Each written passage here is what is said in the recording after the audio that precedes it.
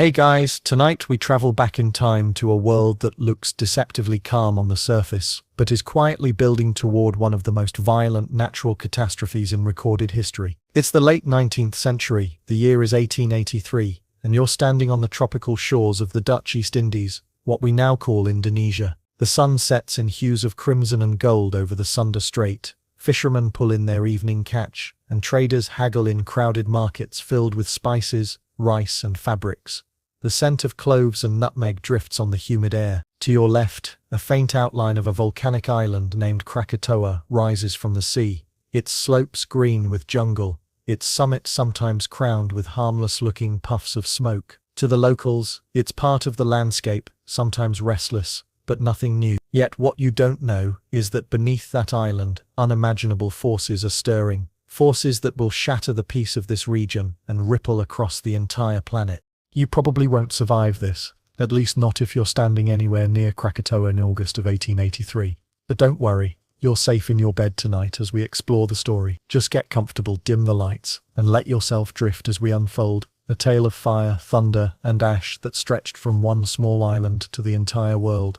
Before we dive into the eruption itself, hit that like button if you're intrigued by history's biggest natural disasters. Subscribe for more late-night journeys into the past. And in the comments, let us know where you're watching from and what time it is right now. Imagine posting from your own corner of the globe, while we all connect through the story of an eruption that literally changed skies everywhere. And when we're done, let the whispers of Krakatoa lull you into sleep. So back to the Dutch East Indies, 1883. The islands of Java and Sumatra stretch like long arms, separated by the narrow Sunda Strait. Between them sits Krakatoa, a volcanic island about 5 miles long, its cone rising nearly 2,600 feet above sea level. Around it the sea bustles with ships, some Dutch, some British, some local trading vessels called prohoes, their triangular sails catching the monsoon winds. Colonial rule is heavy here. The Dutch control politics, trade and taxes, while local Javanese and Sumatran villagers farm rice, fish the seas, and live in the shadow of mountains that they sometimes treat with awe, sometimes with indifference. Volcanoes are nothing new in this part of the world. Indonesia lies on the Ring of Fire, where the Indo-Australian plate pushes under the Eurasian plate, feeding chains of volcanoes. Villagers tell stories of mountains that belch smoke, gods that roar underground, and eruptions that bring both destruction and fertile soil. Mount Merapi in central Java has erupted countless times. Tambora on Sumbawa, farther east, blew up in 1815, so violently that it plunged the world into what Europeans called the year without a summer. Still, Tambora is decades in the past by 8. For most people living near Krakatoa, life goes on as usual. Picture the scene more closely. A small trading town like Anjer at the western tip of Java hums with activity. Dutch officials in white linen uniforms stroll shaded verandas, while native laborers unload crates of sugar and pepper from barges. Missionaries ring church bells calling a few converts to prayer, while most villagers head to mosques for evening devotions. In the countryside, women tend rice paddies, their feet sunk in mud, water buffalo plodding along dikes. At night, kerosene lamps glow faintly in wooden homes, and the call of cicadas mixes with the distant crash of waves. And always, on the horizon, is Krakatoa. It is not a single island, but a cluster of volcanic cones, the largest called Rakata, flanked by smaller peaks named Danan and Perbuetten. To Dutch cartographers, it is a useful landmark on maps of the Sunda Strait. To locals, it is a mountain with moods, sometimes smoking, sometimes quiet, occasionally trembling underfoot. In fact, Krakatoa had erupted before in 1680 according to Dutch records, and perhaps earlier in ways remembered only in local folklore. But the island has been mostly quiet for 2 centuries, leading people to dismiss its rumblings as minor. In 1883, that quiet is deceptive. Underground, pressure is building, magma chambers fill, gases accumulate, cracks widen. The Sunda Strait itself is a geological fault line, a place where continents grind together and molten rock pushes upward. Every day that passes in that humid summer, Krakatoa inches closer to disaster, but the people living on its shores, fishing its reefs, and watching smoke drift from its peaks, have no idea what is coming. Let's slow down here and breathe in the ordinary life, because soon it will be shattered. Imagine yourself as a villager in Kitimbang, a fishing hamlet on Sumatra's coast. You rise before dawn, say your prayers, and push your canoe into the surf. The sea is generous, and nets pull heavy with anchovies and mackerel. Children chase one another along the sand, their laughter carrying over the water. Traders pass by in boats, offering salt or cloth. When you look toward Krakatoa, you see a faint smudge of smoke. Maybe you shrug. Maybe you mutter a short prayer. Mountains have moods, after all. Or picture yourself as a Dutch colonial officer in Batavia, present-day Jakarta, about 90 miles east. You sip coffee on your veranda, scan reports of shipping traffic, and wipe sweat from your brow in the sticky tropical heat. The papers carry news of European politics, but nothing yet of local volcanism.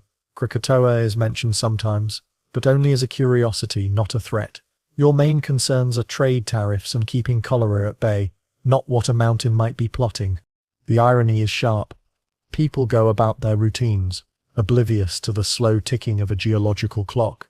That is the setting of Krakatoa in 1883, a world of routine and rhythm, blind to the cataclysm crouched beneath its feet. But subtle signs are already stirring. Sailors report odd noises from the island. Fishermen notice the sea behaving strangely near its shores. Ash sometimes drifts on the breeze. Still, these are brushed aside as minor tremors. Nothing more. Life continues. And no one can imagine that in a matter of weeks, the island will explode with a force equal to thousands of atomic bombs, reshaping not just local coastlines but the climate of the globe. As you close your eyes tonight, remember this. History's great disasters often begin in calm. The markets buzz, the children laugh, the mountains sit quietly on the horizon. But beneath the ground, forces gather unseen, the stage is set, the actors unaware, the world about to be jolted from its routine. Krakatoa in 1883 was just such a place, ordinary life balanced on the edge of extraordinary destruction. Krakatoa itself was more than just a smoking mountain on the horizon. It was a complex volcanic island, with a history as dramatic as the events that would unfold in 18. To understand why its eruption became so catastrophic, you have to picture the geography, the geology, and the role it played in the daily lives of those who lived around the Sunda Strait. The island sat between the great landmasses of Java, to the east, and Sumatra to the west, right in the middle of one of the busiest sea lanes in the world.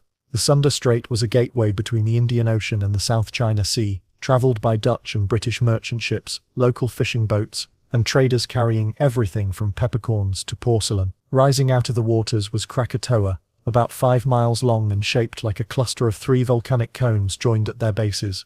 Krakatoa, the largest and tallest, at the southern end, Denon in the middle, and Pebawatan to the north. From a distance it looked like a sleeping giant sprawled across the sea. Geologically, Krakatoa was part of the infamous Pacific Ring of Fire, that vast horseshoe-shaped zone where tectonic plates collide and volcanoes and earthquakes are routine. Here, the Indo-Australian plate was being pushed beneath the Eurasian plate, creating a melting pot of magma deep below. Pressure built up, sometimes released in small eruptions, sometimes in cataclysms like Tambora in 1815. Krakatoa's 3 cones were merely the tips of this volcanic system, and although they looked like individual mountains, they were connected underground by shared chambers of magma and gas. When one grew restless, the others felt it too. But in the 1800s, Krakatoa was not just a mountain. It was a place with its own ecology and reputation. Its slopes were cloaked in lush tropical forest, home to birds, bats, snakes, and swarms of insects. Coconut palms lined the beaches, the air buzzed with the cries of hornbills and the hum of cicadas. Fruit bats flitted in the twilight, and monitor lizards basked on rocks. The island was fertile, but few lived there permanently. Villagers from nearby coasts sometimes came to fish its reefs, harvest timber, or collect coconuts. But its occasional eruptions made it a risky place to settle. Dutch scientists and colonial officers occasionally visited to take notes. But for most people, it was simply part of the horizon, familiar, distant, and slightly ominous. Historically, Krakatoa already had a reputation for danger. Records from 1680 tell of a major eruption that darkened skies and frightened sailors. Older, less certain tales suggested it had erupted in the distant past as well. Some Javanese legends spoke of fiery mountains that had once split apart the islands, stories passed down through generations that may well have been echoes of earlier cataclysms. To Dutch administrators in Batavia, Krakatoa was a geological curiosity, occasionally troublesome but not a priority compared to trade and governance. By the mid-19th century, Krakatoa was quiet but not silent. Travelers sometimes noted smoke rising from Pabawatan's peak. Earth tremors were occasionally felt in nearby towns. Ships passing the strait sometimes recorded a smell of sulfur on the breeze. Local fishermen treated the island with wary respect, avoiding it when the smoke thickened, but never abandoning the surrounding waters which teemed with fish. The mountain seemed to brood, restless but restrained. In May 1883, all of that changed. Small eruptions began to shake Krakatoa's cones. Ash plumes rose into the sky, coating ships' decks as they passed. Pilots guiding vessels through the strait reported hearing distant rumbles, like thunder that never quite stopped. At first, no one understood what was happening beneath the island. Scientists had limited tools, and volcanology was still in its infancy. The idea that a mountain could explode with a force felt across the planet seemed almost unimaginable. But from a geological perspective, the island was already primed for disaster. Krakatoa's 3 cones shared a pressurized magma chamber, and as magma rose, gases built up like steam in a kettle. The island's structure was riddled with faults and fractures. Pressure increased, the walls strained, and every small eruption in May and June was a warning shot, a venting of steam from a pot about to boil over. It's worth pausing here to think about the sheer energy hidden beneath Krakatoa. Deep below, molten rock, hotter than steel, churned in chambers under colossal pressure. When cracks allowed gas to escape, it blasted upward with tremendous force, shattering rock and hurling ash miles into the sky. Imagine shaking a bottle of soda until the pressure is unbearable, then cracking the cap. The violent rush you'd see on your kitchen counter is a pale, harmless version of what happens inside a volcano. At Krakatoa, the cap was the island itself. Life around the strait went on even as these warning signs mounted. Villagers on Java and Sumatra still farmed rice paddies, prayed in mosques, and traded in bustling markets. Dutch colonial officials filed their reports and worried more about cholera than volcanic ash. Traders sailed through the strait, sometimes brushing ash from their decks, sometimes writing in journals about the island's strange new activity. Few imagined that these were the opening notes of a planetary-scale symphony of destruction. Imagine yourself as a sailor aboard a Dutch East Indies Company vessel, passing through the Sunda Strait in June 1883. The sea is calm, but to port you see Krakatoa puffing smoke, a grey plume rising lazily into the sky. You hear low rumbles that vibrate faintly through the hull. The captain frowns, but keeps course. After all, volcanoes smoke from time to time, but as you sail past, a fine dust coats the deck, stinging your eyes, making you cough. You glance back at the mountain and see that its slopes are streaked with ash. The island is restless, but no one aboard has any idea what it's truly capable of. The island of Krakatoa, in 1883, was thus a paradox. Lush, fertile, seemingly ordinary on the surface, but beneath its green canopy and sandy beaches lurked one of the most volatile geological systems on Earth. To understand the eruption, you have to see Krakatoa not as just one island, but as the thin, fragile lid on top of a vast boiling cauldron. It was a place that had burned before, a place that local law warned against, but also a place that most had grown used to ignoring. And that ignorance, or maybe simply human inability to grasp the scale of what was brewing, would prove deadly. For while villagers prayed, traders haggled, and ships sailed past, Krakatoa was gathering its fury. The stage was set, the island already whispering its warnings. Soon, those whispers would become roars. Soon the world would learn the true meaning of nature's fury unleashed. When a volcano prepares to unleash its fury, it rarely does so without a hint. Krakatoa, in the months leading up to its catastrophic eruption of 1883, gave plenty of warnings, though few people understood what they meant. The island was restless, alive with tremors, plumes and odd phenomena that puzzled locals and intrigued the handful of scientists who tried to study it. These early signs, dismissed by many as harmless or temporary, were in fact the opening moves of one of the most violent eruptions in history. It began in May 1883, when small explosions rocked Krakatoa's northern cone, Perbawatan. Sailors passing through the Sunda Strait reported seeing columns of smoke rising 2 or 3 miles into the sky. Sometimes the plumes glowed faintly at night, lit from within by sparks of volcanic lightning. Ash drifted across the sea, sprinkling the decks of ships, coating sails and stinging eyes. At first the activity was sporadic, an eruption here, a cloud there, but it was unusual enough to draw attention. The Dutch colonial government in Batavia, today's Jakarta, received reports from pilots and captains about Krakatoa's new behavior. Officials noted it but did little. The eruption was small, the island uninhabited, and there were more pressing matters of trade, health, and taxes to occupy their minds. Still, the island's restlessness could not be ignored. By June, explosions were frequent, accompanied by loud booms that echoed across the water. People living on Java and Sumatra began to notice strange phenomena. In villages along the coast, windows rattled with no wind, and plates trembled on shelves. Fishermen reported that the sea near Krakatoa hissed and bubbled as if boiling. Some avoided the area altogether, steering their boats around the island. Others were less concerned. Volcanoes were a fact of life in Indonesia, and a smoking mountain did not necessarily mean danger. In fact, many locals were curious rather than frightened. Some even made excursions to the island to see the spectacle up close. Groups of fishermen and traders landed on Krakatoa's beaches in June 1883, climbing its slopes to peer into craters spitting smoke and glowing ash. They returned with stories of roaring sounds and showers of pumice stones, some no bigger than marbles, others the size of fists. Imagine standing on the beach while warm pebbles of volcanic glass rain down around you. Not deadly, but unsettling, like being sprinkled with nature's warning confetti. Scientific observers also took notice. In August of that year, the Dutch government sent a team of scientists to study the activity.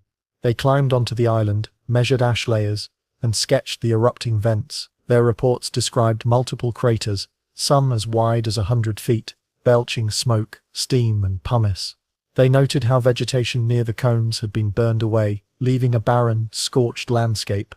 Yet even they underestimated what was to come. They believed Krakatoa was experiencing a vigorous but not unprecedented eruption, one that might last for weeks or months, but not necessarily turn catastrophic. The sound of Krakatoa's rumbling spread farther than expected. People living in towns like Anjer and Batavia heard the distant booms, like artillery fire, rolling across the water.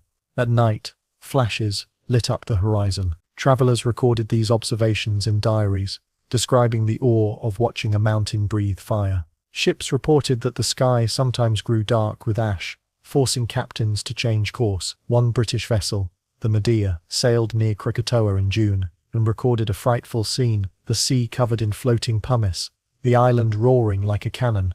Another warning came from the sea itself. Pumice, light volcanic rock formed from cooling lava, began to appear in great mats floating across the Sunda Strait. Some pieces were so large they carried birds and insects that had landed on them, creating strange, drifting islands of stone. For sailors, the sight was both fascinating and alarming. Their hulls scraped against the sharp pumice, and their oars tangled in it.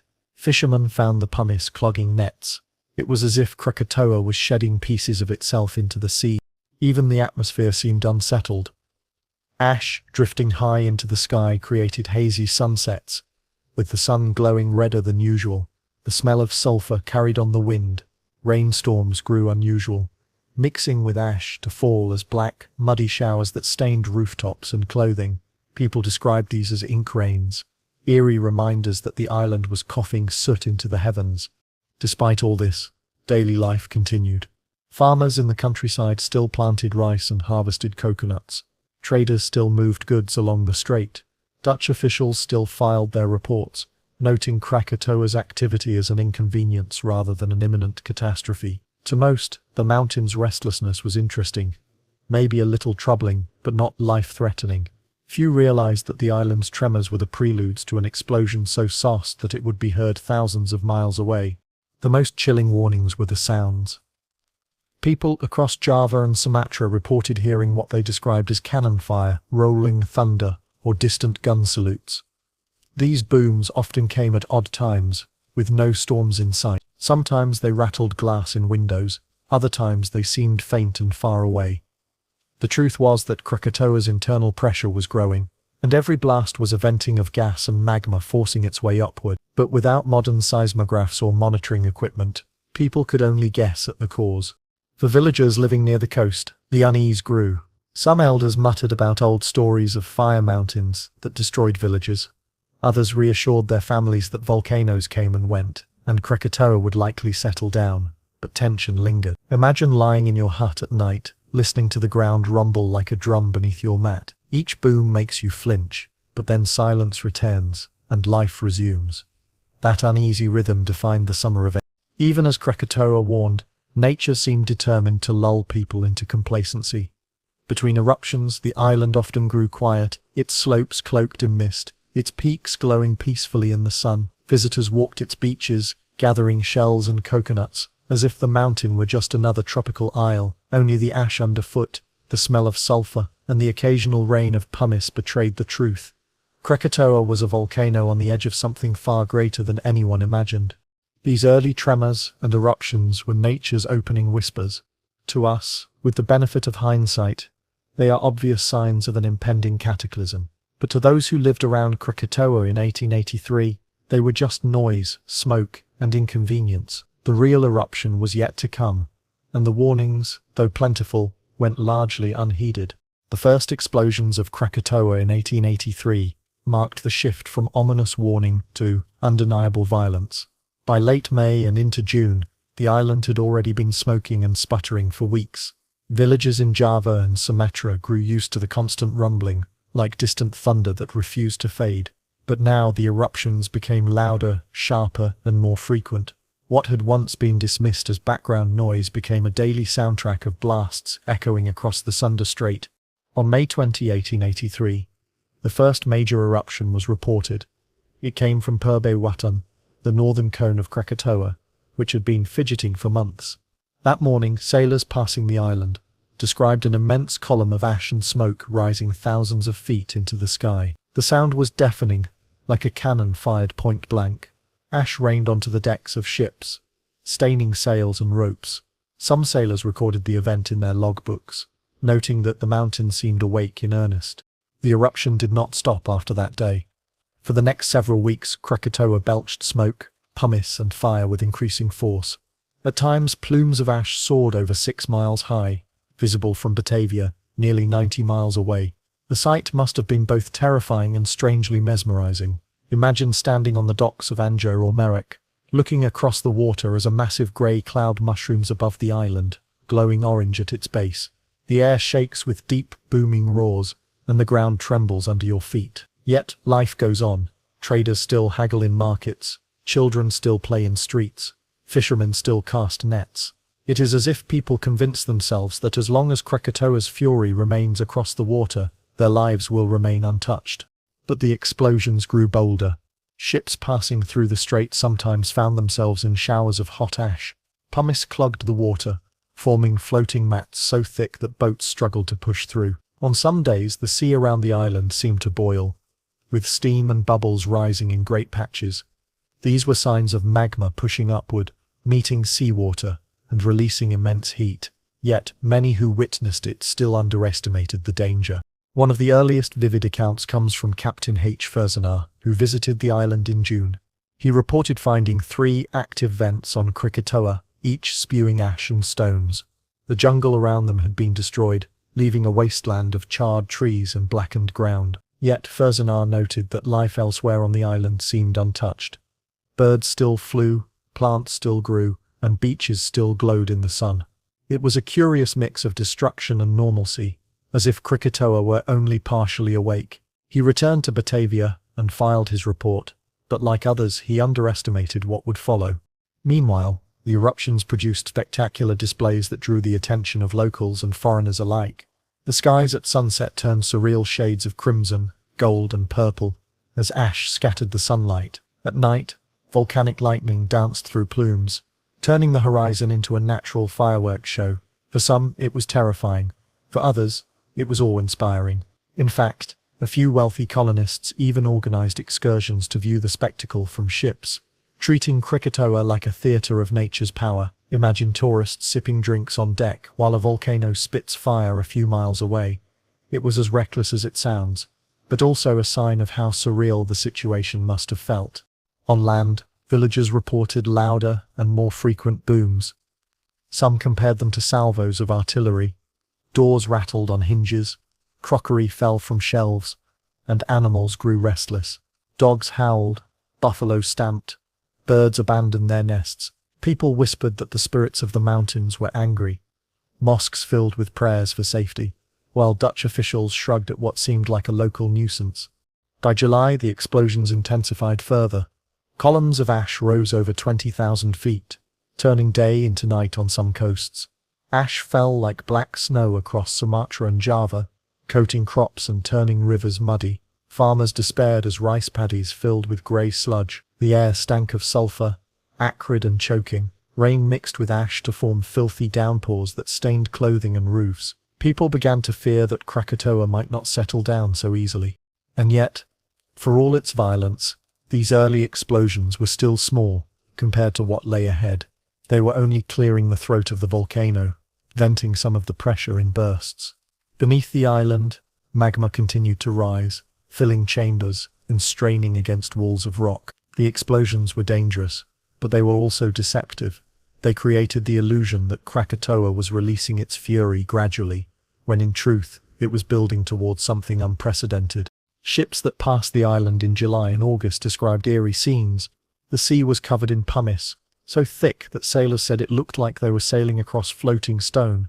Some ships were trapped, their propellers clogged, their hulls grinding against the abrasive rock. The air was filled with fine ash, making breathing difficult and navigation treacherous. Compass needles spun strangely, disrupted by magnetic anomalies. Captains recorded the constant sound of explosions, sometimes every few minutes, like a steady drumbeat from the mountain. In nearby towns, unease grew. Anjer, once a busy port on Java's western tip, became a place of anxiety. People woke at night to the sound of thunderclaps that were not thunder. Ash coated rooftops, forcing families to sweep constantly to avoid collapse. Crops wilted under layers of dust. Wells became tainted. And still, the eruptions continued. Imagine yourself as a villager in August 1883. You rise before dawn to find the sky already dark with ash. Your children cough from the dust in the air. You hear Krakatoa's constant roaring, like a monstrous beast growling just beyond the horizon. Each explosion rattles your bones. You pray it will stop. But deep down, you feel that something larger is coming, something no prayer can halt. And you'd be right. The first explosions of May, June and July were only preludes. They were spectacular enough to draw attention, destructive enough to disrupt daily life, but they were nothing compared to the violence Krakatoa was preparing to unleash at the end of August. These opening blasts were the overture. The main act was still to come. By late August of 1883, the people living around the Sunda Strait were exhausted by weeks of ash, noise and strange skies. They had grown used to Krakatoa's deep rumbling, its showers of pumice, its glowing clouds at night. Ships still sailed the strait, but cautiously, their captains brushing soot from the decks as they passed the restless island. On land, farmers swept black dust from their paddies and prayed for quiet. But Krakatoa was not calming down.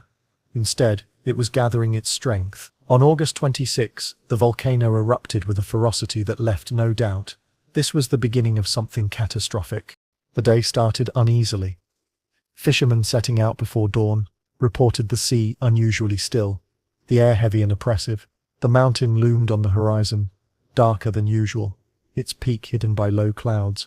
Around mid-morning, a sound like a cannon blast cracked the air, followed by another and another. Then, around 1:07 p.m., Krakatoa exploded in earnest.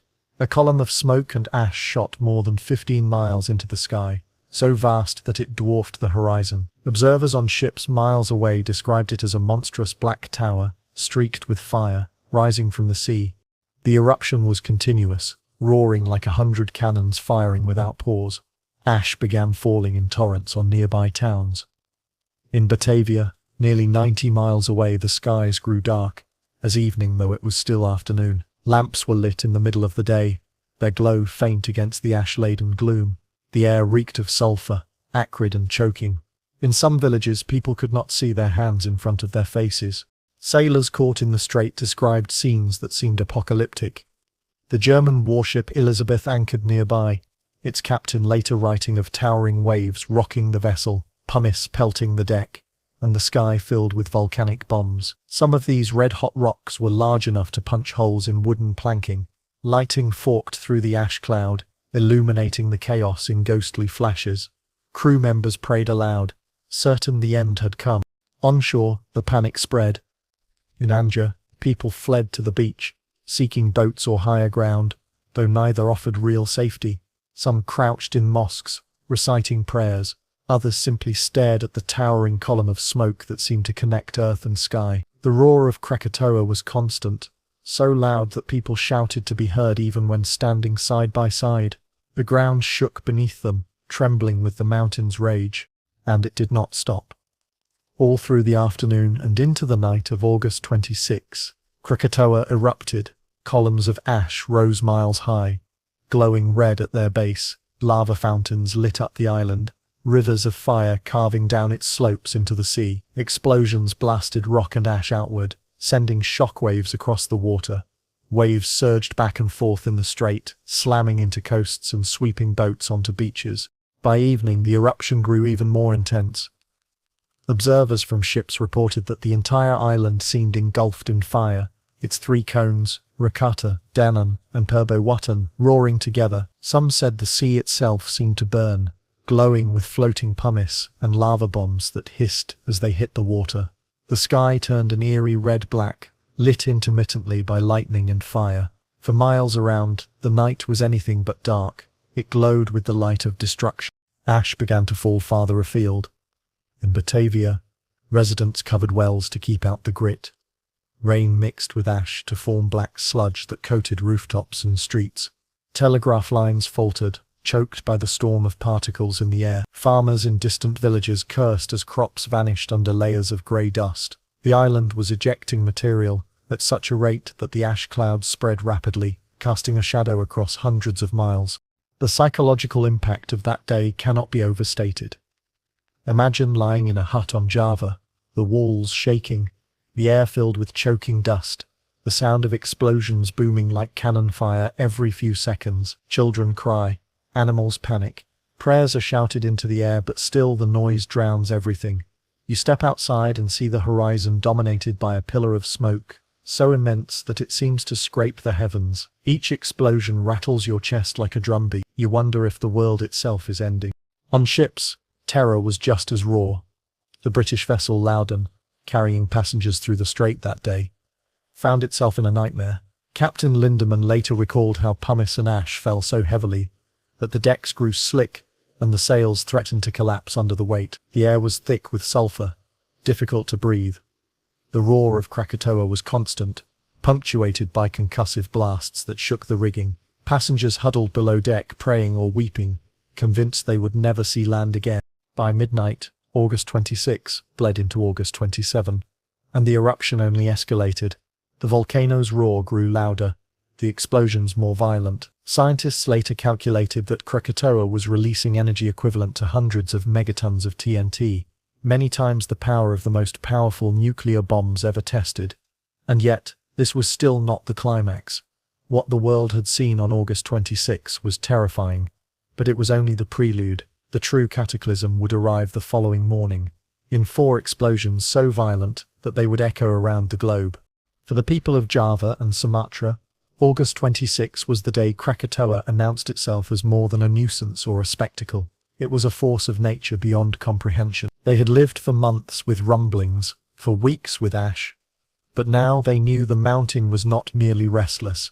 It was erupting on a scale they had never seen. The seas rose, the skies darkened, and the earth shook. The stage was set for the most violent volcanic explosions in recorded history. Think about the feeling of standing in that moment, late on August 26, the ground under you trembling, the sky above you choked with ash, the air so loud you can't hear your own voice. Every instinct tells you to run, but there's nowhere to go. You can only watch as nature prepares its final, shattering act.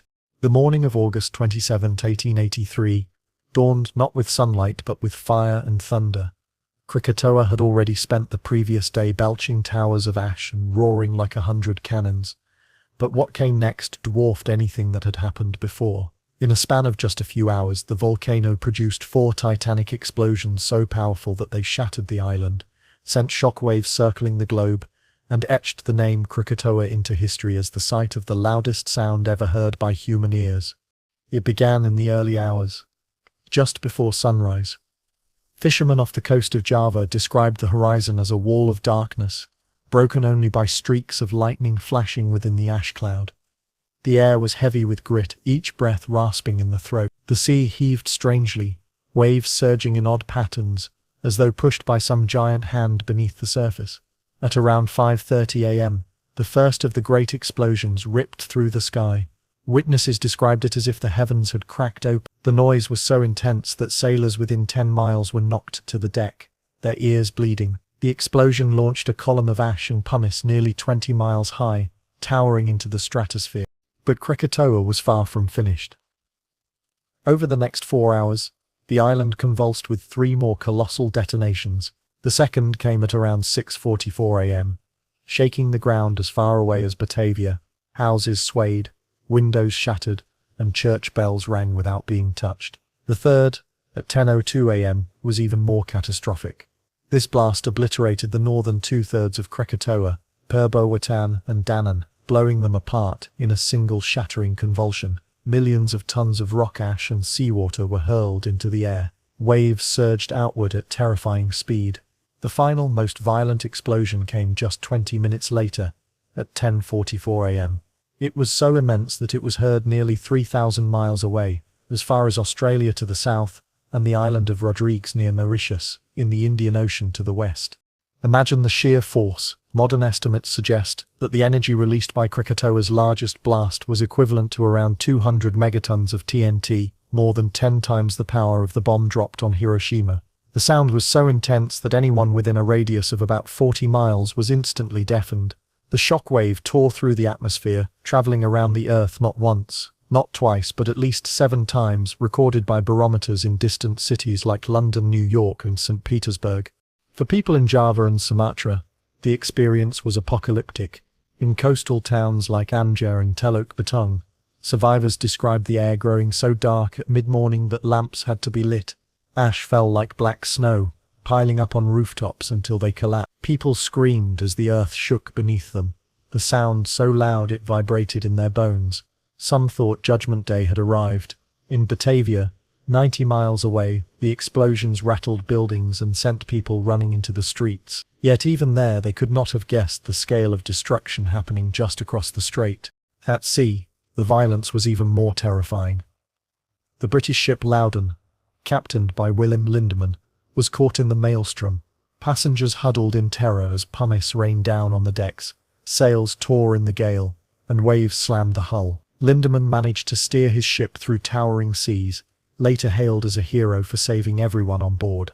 Other ships were not so lucky. The Dutch steamer Barrow, anchored off Sumatra, was lifted and carried nearly a mile inland by the tsunami that followed, deposited upright in a rice field, where its wreck would remain for years. The explosions did not just destroy Krakatoa. They erased most of it. When the smoke cleared weeks later, 2/3 of the island had vanished. Watan and Danan were gone entirely, blasted below sea level. Krakatoa, the southern cone, was sheared in half, leaving a jagged cliff face where the mountain had once stood.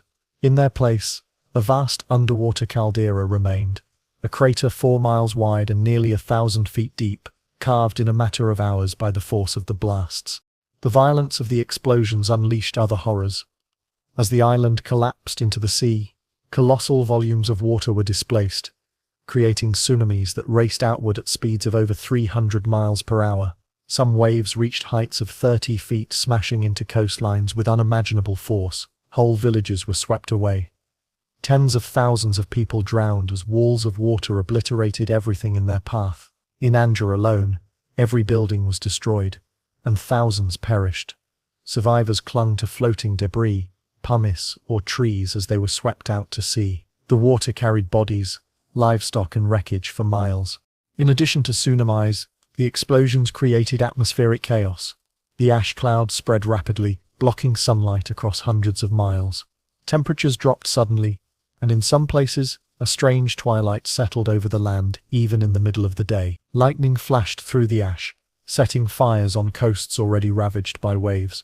Rain mixed with grit fell in torrents, turning into black mudslides that buried fields and roads. The explosions were not just a local disaster, they were rewriting the skies themselves. It's difficult to imagine the sensory assault of that morning. Picture standing on the coast of Sumatra, staring at the horizon.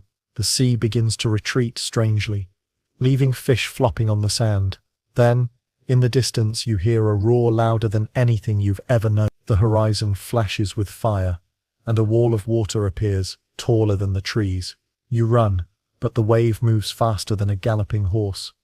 In seconds, your village, your fields, your entire world are erased. Those who survive look back to see Krakatoa itself disappearing, replaced by a churning void where an island had once stood. By noon on August 27, the great eruptions were over. Krakatoa was shattered, its fury spent, but the destruction it unleashed was only beginning to be measured. The tsunamis it created had already killed tens of thousands. The shockwaves were circling the planet. Ash was beginning to spread across the globe. The day's events would not only devastate the Sunderstrait but would also ripple across oceans, climates and cultures for years to come. For those who lived through it, August 27, 1883, was a day etched in memory as the moment when the Earth itself seemed to scream.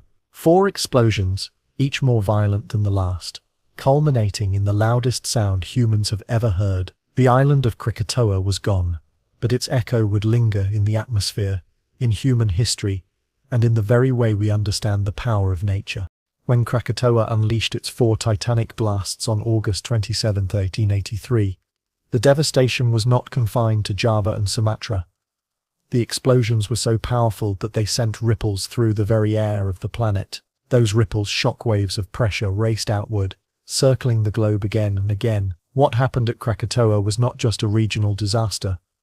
It was an event recorded in skies, oceans, and instruments thousands of miles away, a reminder that Earth is a connected system where one violent eruption can make itself felt across continents. The most extraordinary evidence of this came from barometers.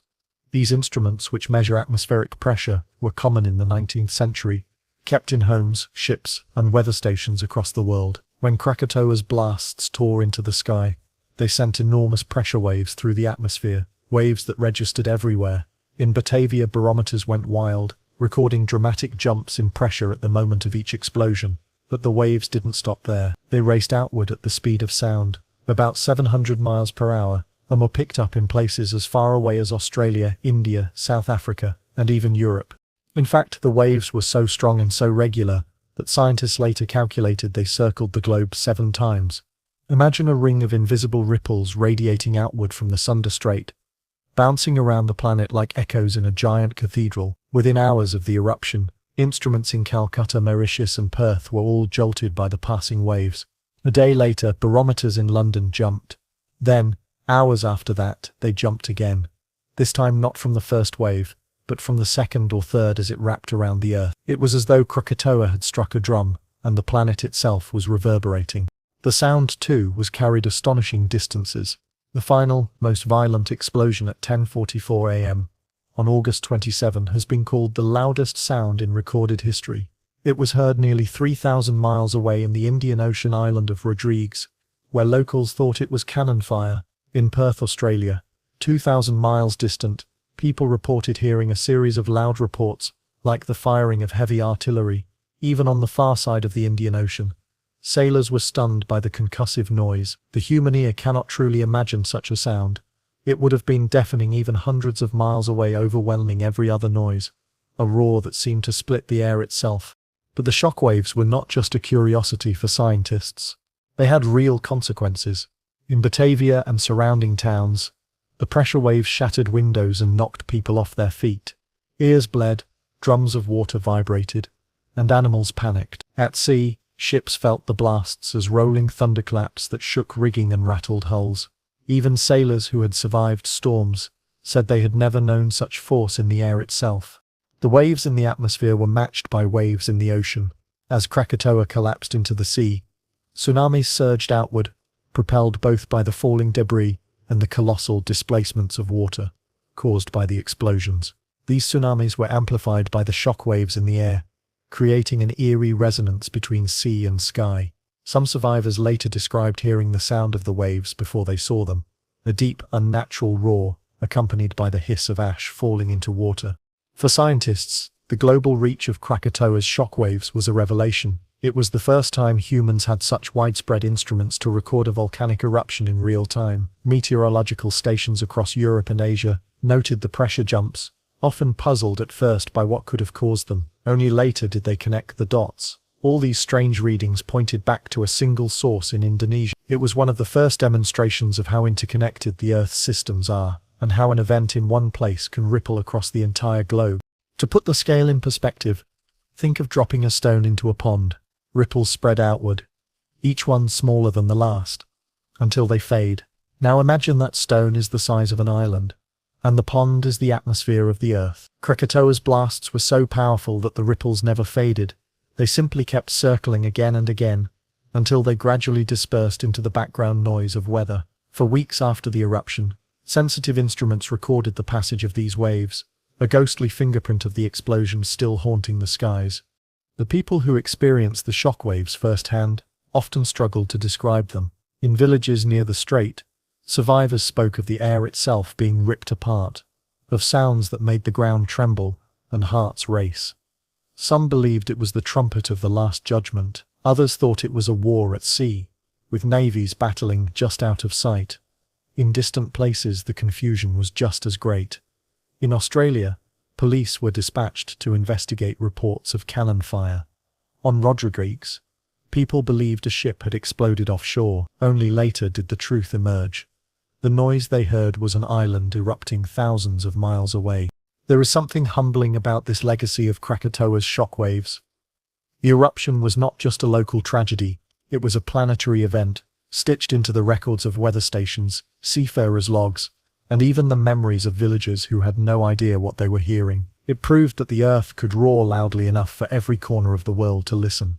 Imagine yourself, perhaps, as a farmer in Calcutta in late August 1883. You pause in your field as the barometer at the local weather station jerks, suddenly, the air quivering with an invisible wave. Or imagine being in Mauritius, looking out at the sea when a deep boom shakes the air, though no storm or ship is in sight. In those moments you are connected to an island thousands of miles away, a place you may never have heard of, yet whose fury is reaching you nonetheless. The shockwaves of Krakatoa were, in a sense, nature's announcement that what had happened in the Sunda Strait was not just a local eruption, but a global phenomenon. They were the audible and measurable signature of an explosion so vast that it shook the entire planet. And while the waves faded after weeks, their memory lived on, in diaries, in barometer charts, in scientific journals. They are still studied today, a benchmark for understanding the raw power of volcanic blasts. And of course, the shockwaves were only part of the disaster. As the air vibrated and the Earth itself rang with Krakatoa's fury, the sea rose in waves taller than buildings, racing toward coasts with deadly speed. For the people of Java and Sumatra, the explosions were terrifying, but the tsunamis that followed were lethal. The true human toll was only beginning to be counted. If the shockwaves of Krakatoa's great explosions were terrifying, the tsunamis they unleashed were apocalyptic. For people living along the coasts of Java and Sumatra, the sea was both a source of life and a constant companion. Villages lined the beaches, fishermen launched their boats at dawn, and markets thrived at harbours, where goods from across the Dutch East Indies were traded. On August 27, 1883, all of that familiarity was shattered. The ocean itself turned against them, rising up in waves taller than houses, faster than galloping horses, and more destructive than any storm. When Krakatoa's northern cones collapsed during the mid-morning explosions, millions of tons of rock plunged into the sea. The final detonation, at 10:44 a.m., obliterated most of the island, leaving a vast underwater caldera. This sudden displacement of mass created colossal waves that radiated outward across the Sunda Strait. The energy released was unimaginable. Walls of water surged forward at speeds exceeding 300 miles per hour. Villages on both sides of the strait had only minutes of warning, if they had any at all. The first major wave struck the Sumatran coast. At Ketimbang, entire hamlets were swept away. Witnesses described how the sea first retreated, exposing the seabed, fish flopping helplessly in the sand. Children laughed and ran to collect them, unaware of the danger. Then, on the horizon, a dark line rose higher and higher until it became a wall. In seconds, the waves slammed into the shore, demolishing huts, uprooting trees, and dragging people out to sea. Survivors clung to debris, but many were never seen again. On the Javanese side, the destruction was even worse.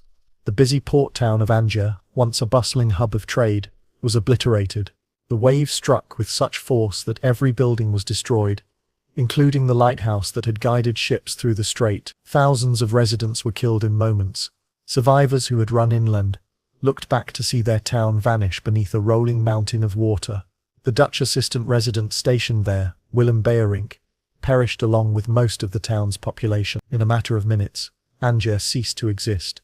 Farther up the coast, Teluk Betong, modern Bandar Lampung, also faced devastation.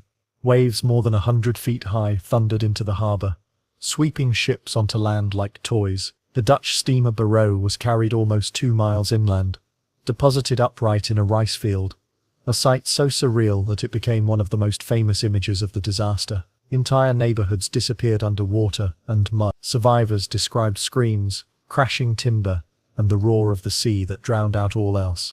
The tsunamis were not confined to the Sunda Strait. Their power carried them across the Indian Ocean. Waves reached the coasts of Sri Lanka, India, and even South Africa, though by then they were smaller.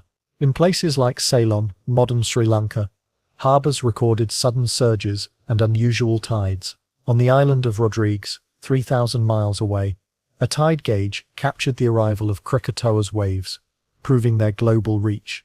The ocean, like the atmosphere, carried the fingerprints of the eruption across half the planet. But for those nearest, the devastation was total. In village after village along the strait, the pattern repeated. The sea withdrew strangely, people rushed to sea, and then the wall of water came. Entire families were swept away. Mosques, churches, schools, and homes crumbled under the surge. Crops and fields were salted and ruined. Livestock drowned, bodies floated in rivers and bays for weeks afterward, carried out to sea and back again with the tides. The human toll was staggering. Estimates suggest that more than 36,000 people were killed by the tsunamis alone. Some modern researchers believe the true number may have been closer to 40,000 or even 50,000. The destruction was compounded by the timing. The eruption occurred mid-morning, when many were awake and at work. Fishermen were already at sea, caught by waves with no escape. Traders in coastal markets had no time to flee. Families in homes or fields were swept away before they could react. The speed and size of the waves meant that survival often depended on chance, being far enough inland, on high ground, or simply lucky enough to cling to something that floated. The force of the waves also reshaped the coastlines themselves. New inlets and bays were carved where villages once stood. Islands were split apart or joined together by shifting sands. Beaches were stripped bare, leaving only jagged rocks. The sea deposited pumice and ash in thick layers, making once fertile soil barren. Where palm groves had shaded the shore, now there was only wreckage. In some places, the very geography of the strait had changed overnight. The terror of the tsunami was magnified by its invisibility. Unlike storms, which bring dark clouds and rising winds, the tsunami struck suddenly, with little warning beyond the eerie retreat of the tide. For many, that retreat was confusing rather than alarming. Accounts described villagers walking out onto the exposed seabed to gather fish or shells, only to be engulfed minutes later. The phenomenon was so alien that people had no instinct for what it meant. Imagine yourself standing on the coast of Western Java. On that morning, the ground is still trembling from Krakatoa's blasts. Ash falls steadily, darkening the sky. Suddenly, the sea begins to drain away, revealing rocks and corals never before seen. Children cheer, fishermen shout in confusion, women call out warnings. Then, on the horizon, you see it. A wall of water, taller than the tallest palm, rushing toward you with impossible speed. The roar grows louder, until it is all you hear. You turn to run, but the wave reaches you in seconds, lifting you off your feet, pulling you into a churning chaos of water, debris, and bodies. When you surface, the world you knew is gone. For weeks after the disaster, the strait was filled with the evidence of the tsunami's fury. Wrecked houses floated alongside uprooted trees. Dead livestock bobbed in the waves. Entire villages had been erased so completely that rescue parties could not even find the outlines of streets. Survivors wandered in shock, searching for family members, praying over mass graves, trying to salvage what little they could. The tsunamis of Krakatoa are remembered as some of the deadliest in recorded history. Their speed, size, and scale of destruction were unmatched in the 19th century, rivaled only by later disasters like the 2004 Indian Ocean tsunami. They demonstrated with chilling clarity how closely volcanoes and oceans are linked, and how one island's collapse could send waves of death across entire regions. By the time the seas calmed and the ash began to settle, the human toll was already beyond comprehension. But even then, Krakatoa's fury was not done. The air itself would remain poisoned with ash for months, and the skies of the world would bear its signature for years to come. The immediate human toll of Krakatoa's eruption was staggering. In a matter of hours on August 27, 1883, entire communities that had thrived along the coasts of Java and Sumatra were wiped from the map. Families that had lived by the sea for generations, trading, farming, and fishing, were erased in moments by waves taller than houses and ash clouds that turned day into night. For the survivors, the aftermath was not just grief, but also shock at the scale of what had been lost. The death toll is often given as 36,000, but that figure is conservative.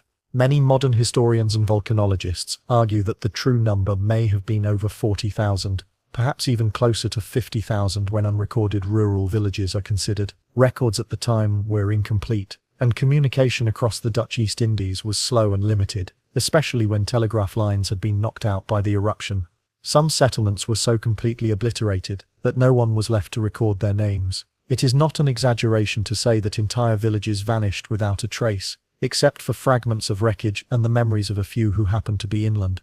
Anjer, once a thriving port at the western tip of Java, is often cited as the most famous casualty. Before the eruption it had been a lively town, with warehouses full of goods, traders from across Asia, and Dutch colonial officials overseeing commerce.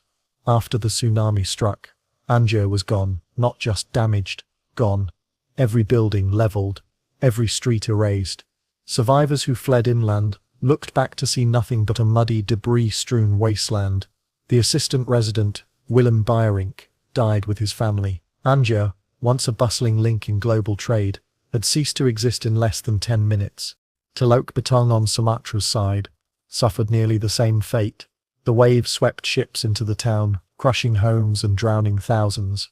The steamer Barrow became a grim monument, stranded inland, like a giant tombstone. Villagers who survived described looking back and seeing their neighbors carried away, screaming, clinging to roofs, only to vanish under the black water. The grief was compounded by the impossibility of burial. So many bodies littered the coastline that survivors could do little more than dig shallow graves or let the sea reclaim the dead. Disease soon followed, with cholera and dysentery spreading in the crowded, devastated camps where survivors huddled together. The shock of the eruption and tsunami was not confined to the two great towns. Countless smaller fishing villages, many unrecorded in colonial reports, were simply obliterated.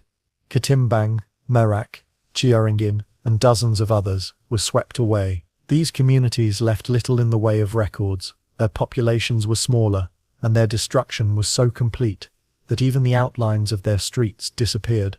Modern researchers believe thousands of deaths from these erased villages were never officially counted. The personal stories of survival are haunting. One account tells of a woman in Ketimbang who clung to the trunk of a palm tree as the tsunami carried her out to sea. For hours she drifted, surrounded by bodies and wreckage, before finally washing up alive on a distant shore. Another story recalls a Dutch controller who survived by clinging to the wheel of his capsized boat, drifting for hours through pumice-covered seas until he was rescued. Children survived by clambering onto floating timbers, their parents lost beneath the waves. Such stories are rare though. For most families, there were no survivors to tell the tale. The psychological toll was immense. For weeks afterward, survivors reported constant nightmares, terrified at the sound of thunder or the sight of dark clouds.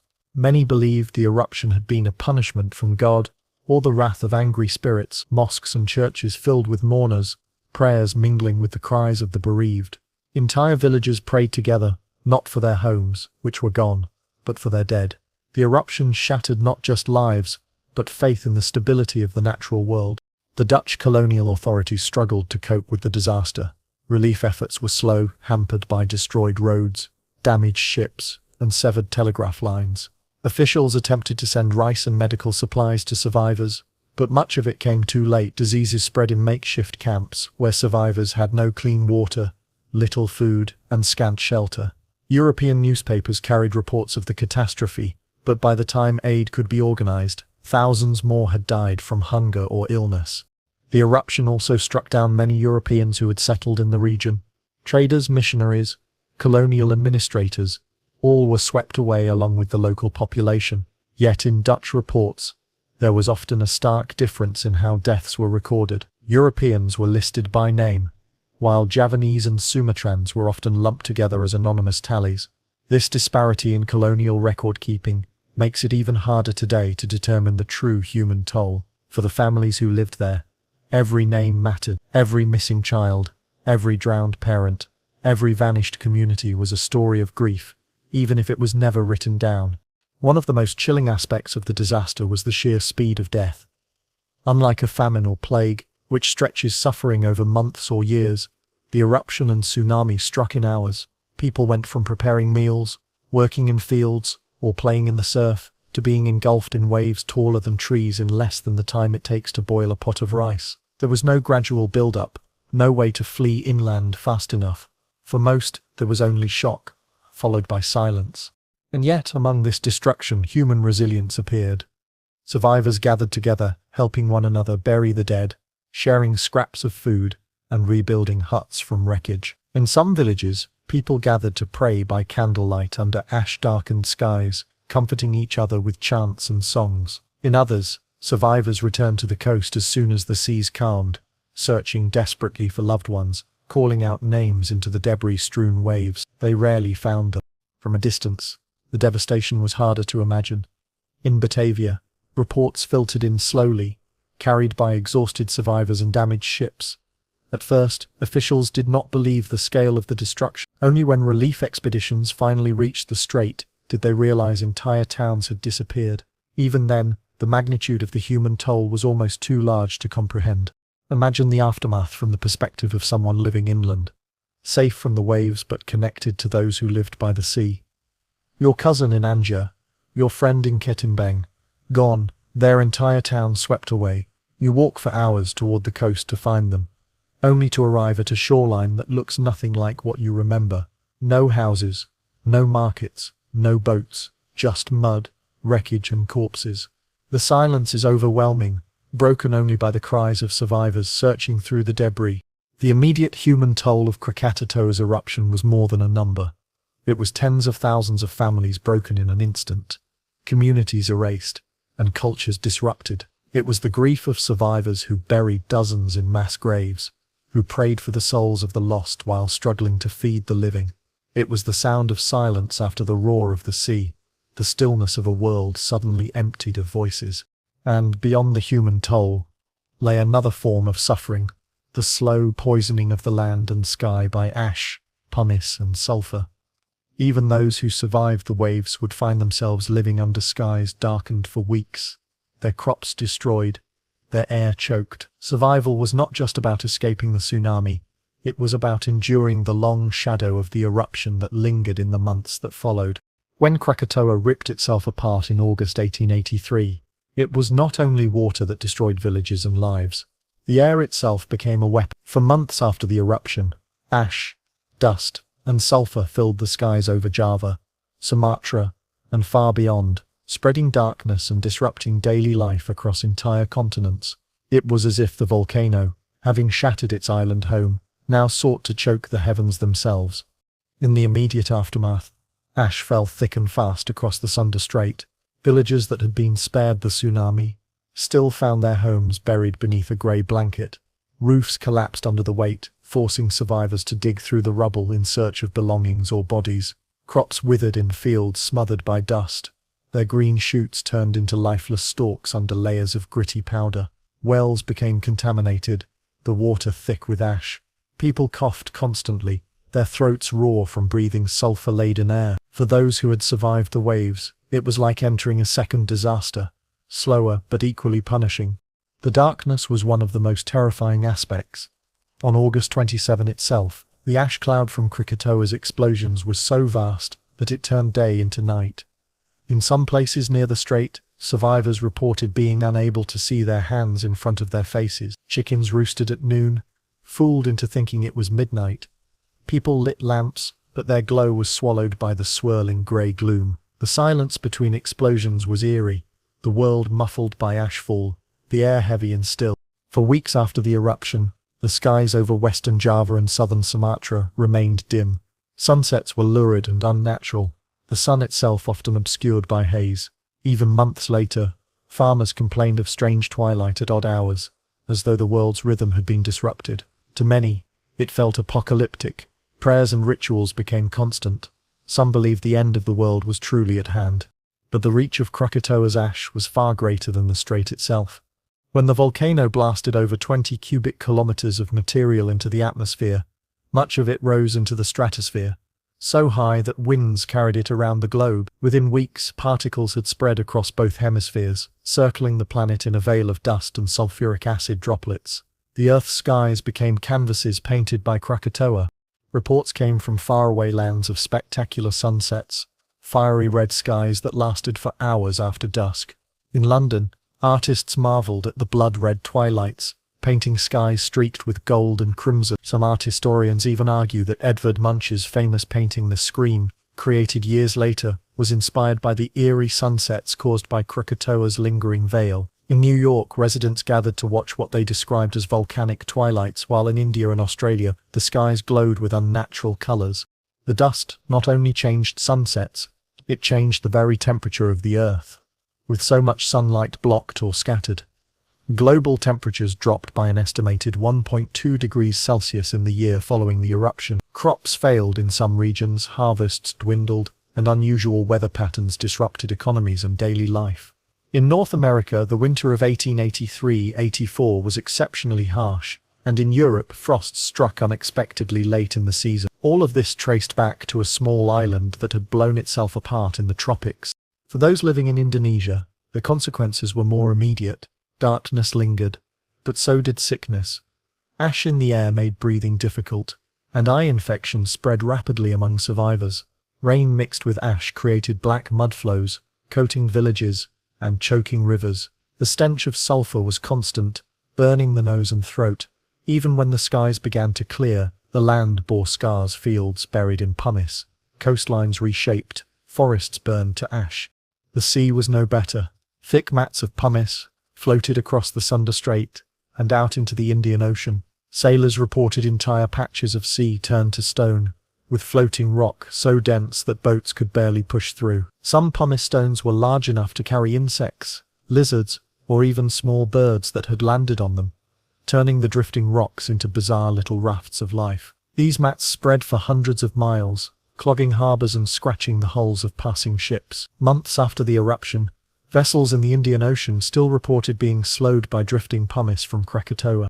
The darkness had a psychological toll as well. Survivors already traumatized by the eruption and tsunami now lived under skies that refused to return to normal. Imagine surviving waves that had destroyed your village, only to sit in a hut, lit by a single lamp at midday, listening to the coughs of children, unable to farm your fields or fish in your waters. Each day felt heavy, endless, uncertain. Every sunset was a reminder of what had happened. Bloody skies painted by the death of an island. Outside Indonesia, people interpreted the strange skies in different ways. In Europe, some saw the fiery sunsets as omens, linking them to politics, wars, or religious prophecy. Newspapers speculated wildly about the cause. In America, scientific communities began to realize that such atmospheric changes could only come from something vast, though few understood the full scale until detailed reports from the Dutch Indies reached the world. Krakatoa became a global news story not just for the destruction of villages, but for the spectacle it had painted across the heavens. Scientists were fascinated by the chance to study this natural experiment. Meteorologists documented how the fine particles from Krakatoa's plume reflected and scattered sunlight, leading to dazzling displays of color. Astronomers noted how the haze sometimes interfered with stargazing. Climatologists later pointed to Krakatoa as one of the earliest clear examples of how volcanic eruptions can alter global climate, laying groundwork for our modern understanding of atmospheric science. And yet, for the survivors near the Sunda Strait, the science meant little. Their skies were dim, their lungs burned, their fields were ruined. The ash and darkness were not curiosities, but daily struggles for survival. Rice crops failed, fish catches plummeted, and famine loomed in some areas. Relief efforts stumbled through ash-choked waters, bringing supplies too slowly. Disease spread, carried by dirty water and malnutrition. Life in the shadow of Krakatoa was a test of endurance. If you were there, it would have felt as though the disaster had no end. The tsunami had passed, but the land was poisoned, the sky dark, the air unbreathable. At night, the sunsets glowed red. Then darkness thickened. By day, the air was hazy, the sun pale and weak. You would wonder if the world had changed forever, if the blue skies of your childhood would ever return. The darkness eventually lifted, but not quickly. By the end of 1883, the skies began to clear somewhat in Indonesia, though pumice still drifted, and ash still fell in scattered showers. Globally, however, Krakatoa's shadow lingered for years. The sunsets of 1884 and even into 1885 carried its mark. Crops and climate bore the scars for decades. The world had been reminded that one eruption could dim the sun itself.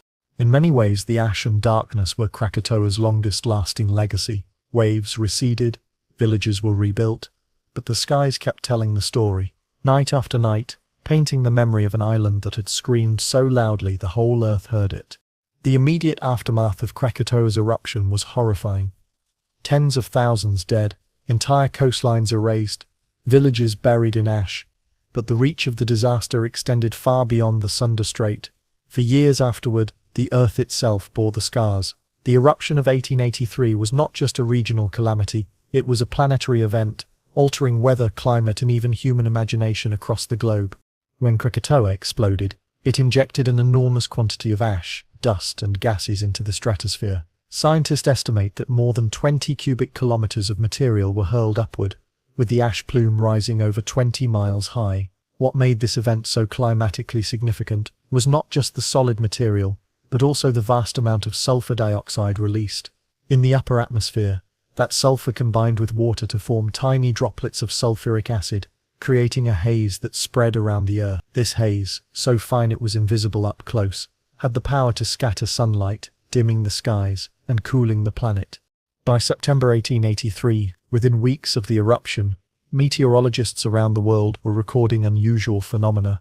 In India, reports of red skies puzzled locals and colonial officials alike. In London, spectacular sunsets lit up the Thames in shades of crimson and purple that painters eagerly captured. Poets wrote about volcanic twilights, and newspapers debated their cause. In New York, citizens gathered on rooftops to watch what they thought were unusual auroras, unaware that they were gazing at the after-effects of a volcano halfway around the globe. These visual spectacles were just the beginning. Globally, average temperatures dropped by more than 1 degree Celsius in the year following Krakatoa's eruption. That may sound small, but even a single degree on a global scale is massive. Crops struggled in shortened growing seasons, rainfall patterns shifted, and extreme weather events multiplied. In North America, the winter of 1883-84 was bitterly cold, with blizzards sweeping the Midwest. Europe experienced odd summer frosts and heavy rains. In Asia, monsoon cycles faltered, disrupting agriculture for millions. For ordinary people, the link to Krakatoa was invisible. A farmer in France cursing a ruined grape harvest or a villager in India watching rice fail in flooded paddies had no reason to think of an island they had never heard of in the Dutch East Indies. But for scientists piecing together data, it was clear. Something enormous had altered the atmosphere.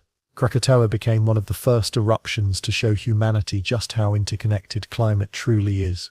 The eruption's effects were even measurable in places untouched by ashfall. In Alaska, tree rings from the mid-1880s show stunted growth, evidence of colder summers. In Greenland and Antarctica, ice cores record spikes of sulfur, frozen evidence of the acid haze that once circled the globe. In Europe, astronomers noticed that the moon sometimes appeared oddly blue or green when viewed through the volcanic haze, a trick of light caused by fine particles scattering certain wavelengths. The skies of the late 19th century were literally tinted by Krakatoa's breath. Artists and writers immortalized the eerie beauty of these changes. The British painter William Ascroft sketched hundreds of watercolors of London's sunsets, recording the fiery glow that lasted for hours each evening. His work remains one of the best visual records of the eruption's global impact. Some historians argue that Edvard Munch's haunting painting The Scream, created in 1893, was inspired by the lurid red sunsets he saw in Norway, themselves remnants of Krakatoa's lingering haze. Poets described skies as blood-stained and like the gates of hell. The eruption became not just a geological event but a cultural one, seeping into art, literature, and even politics. The climate disruptions also carried economic costs. Failed harvests meant food shortages and rising prices. In some regions, famines worsened. Shipping was affected too, as drifting pumice, clogged harbors, and unusual winds complicated navigation. The Dutch East Indies suffered doubly, first from the immediate destruction of villages, then from the longer-term economic impact of ruined crops and disrupted trade. Insurance claims skyrocketed, and colonial authorities faced not only humanitarian crises, but also financial strain. Krakatoa's global reach also advanced science in unexpected ways. Meteorologists, already a growing community in the 19th century, used the eruption as a case study. The network of barometers, which had recorded the shock waves circling the Earth multiple times, also documented how the eruption's haze affected pressure and weather patterns worldwide. For the first time, scientists had a clear, global dataset linking a volcanic eruption to measurable atmospheric change. Krakatoa helped solidify the idea that Earth's atmosphere was a single system, one that could be perturbed by natural events anywhere on the globe. This lesson was not lost on future generations. Later eruptions, such as Mount Pinatubo in 1991, were studied with Krakatoa in mind. When Pinatubo's eruption cooled global temperatures by nearly half a degree, scientists were quick to draw comparisons. Krakatoa had set the precedent. Volcanoes are not just local dangers, but engines powerful enough to change climates and shape human history far from their fiery craters. The eruption even left its mark on popular imagination about the end of the world. Newspapers and sermons at the time frequently described the eerie skies as signs of apocalypse. Some Christian groups cited the blood-red sunsets as fulfillment of biblical prophecy. While in Asia, local traditions wove Krakatoa into myths of angry gods and cosmic retribution. The idea that the heavens could suddenly darken and the world's rhythm falter was deeply unsettling. It reminded people everywhere that human civilization remained vulnerable to forces far beyond its control. Imagine being in Europe in late 1883, walking home from work as the sun sets. Instead of the usual fading gold, the sky is ablaze with scarlet and violet, glowing so brightly that it seems the world itself is on fire. Crowds gather in the street, murmuring about omens. You look up, awestruck and uneasy, with no idea that what you are seeing is ash and sulfur from an island 11,000 miles away. That is the kind of connection Krakatoa forced upon the world. People continents apart, all staring at the same fiery sky, unknowingly sharing in the aftermath of a single explosion.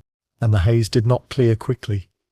The most dramatic skies lasted into 1884, with unusual sunsets reported from London to New Zealand. Even into 1885, echoes of Krakatoa lingered in weather records. With cooler temperatures and disrupted rainfall, the Earth, it seemed, needed years to recover from the island's fury.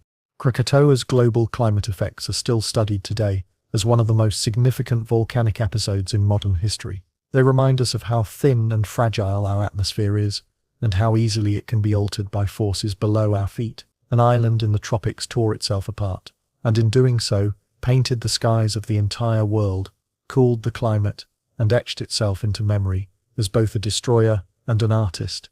For those who survived in Java and Sumatra, the knowledge of these global consequences meant little. They were too busy mourning their dead, rebuilding homes, and struggling to find food. But for the rest of the world, Krakatoa was a lesson written in light and air. Nature has the power not just to destroy villages, but to alter the course of human history, one sunset at a time. One of the most striking legacies of Krakatoa's eruption lies in the words of those who lived through it. Numbers and statistics give us a sense of the scale: tens of thousands dead, tsunamis, hundreds of feet high, ash clouds circling the globe. But it is the voices of survivors and eyewitnesses that bring the disaster to life in human terms. Their stories reveal not only what happened in those terrifying hours, but also how ordinary people struggled to comprehend an event so far beyond human experience. Take the account of Captain Willem Lindeman of the Dutch steamship Louden. On August 27, he and his crew were caught in the Sunda Strait during the eruption's climax. As pumice and ash rained down, waves tossed the ship violently, and the sky grew so dark that even lanterns were useless. Lindeman described the experience as a chaos of fire and water, with explosions so loud that men were rendered deaf on the spot. Passengers huddled in terror, certain they were doomed. Lindeman's leadership saved the vessel. He kept the ship pointed into the waves and prevented it from capsizing. For days afterward, the Louden drifted through seas choked with pumice, surrounded by wreckage and floating bodies. Survivors later spoke of him as a hero, though Lindeman himself admitted he had been terrified beyond words. Another vivid story comes from a lighthouse keeper's assistant in Java. He described hearing the first explosions and watching the sea withdraw, unnaturally. Moments later, he saw the horizon darken with a towering wave. He ran uphill, clinging to palm trees as the surge tore past below. When he returned hours later, his station was gone, swept clean as if it had never existed. The only sign of life was the twisted metal of the lighthouse's remains jutting out from the rubble. In Ketimbang on the Sumatran coast, a survivor named Marie recounted clinging to a tree trunk as the tsunami swept her far out to sea.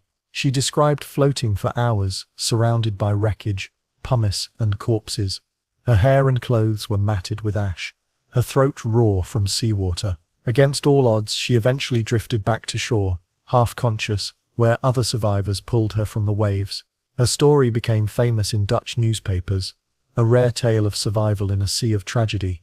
Eyewitnesses also spoke of the sky. A missionary stationed inland in Java described the ash cloud as a vast curtain drawn across the heavens. He wrote that midday looked like midnight, the air filled with choking dust. His diary notes capture the disorientation. The chickens roosted, the crickets sang, and we lit lamps to write letters, though it was only noon. For him, the eruption felt like the end of time itself.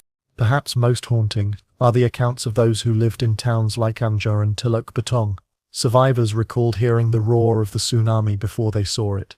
Some said it sounded like 1,000 trains rushing at once, a thunderous noise that grew until it drowned every other sound. Parents tried to scoop up their children and run, but the wave overtook them in seconds. People on higher ground described watching entire streets vanish beneath water, houses lifted whole and then smashed to pieces. In Anjar, not a single building was left standing. Survivors who fled inland returned to find nothing recognizable, only wreckage and bodies scattered across the mud. European accounts often focused on the spectacle. A British sailor described watching flaming stones arc through the sky, glowing against the dark ash cloud before hissing into the sea. Another spoke of seeing a pillar of fire rising from the sea itself, a description modern volcanologists interpret as phreatomagmatic explosions, where magma met seawater in a violent chain of blasts. These details, written in journals and letters, later helped scientists reconstruct the eruption stages, but local voices tell a different, more intimate story. In oral histories collected decades later, Javanese villagers remembered the eruption as a punishment from angry gods.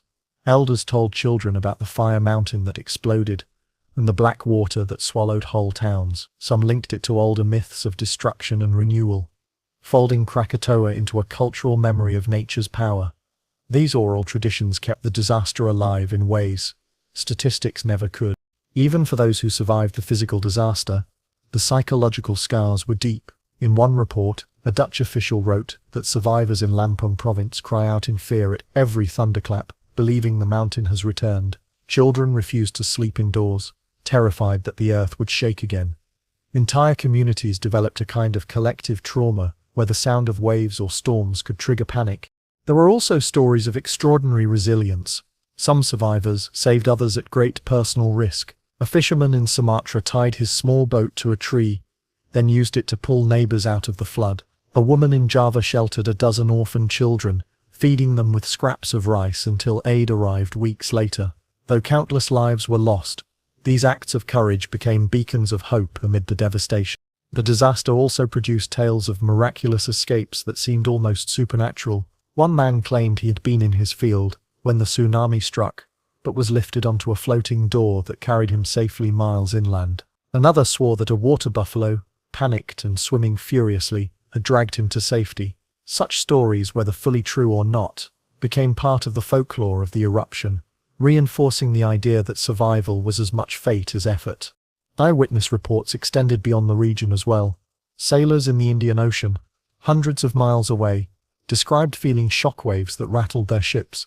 In Mauritius, people reported hearing the explosions as distant booms, like naval guns. These accounts helped confirm just how far the sound traveled and how truly global the eruption's impact was.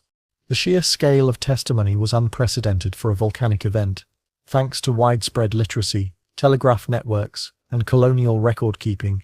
Krakatoa's eruption became one of the most thoroughly documented disasters of the 19th century. Diaries, ship logs, government reports, and letters all poured into newspapers, turning Krakatoa into a worldwide story within weeks.